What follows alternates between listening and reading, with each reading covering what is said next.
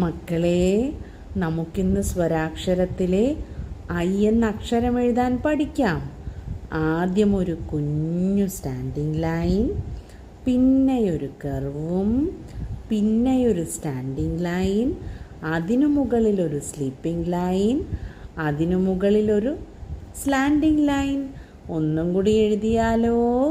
ആദ്യം ഒരു കുഞ്ഞു സ്റ്റാൻഡിങ് ലൈൻ, പിന്നെയൊരു കർവും, പിന്നെയൊരു സ്റ്റാൻഡിങ് ലൈൻ, അതിനു മുകളിലൊരു സ്ലീപ്പിംഗ് ലൈൻ, അതിനു മുകളിലൊരു സ്ലാൻഡിംഗ് ലൈൻ.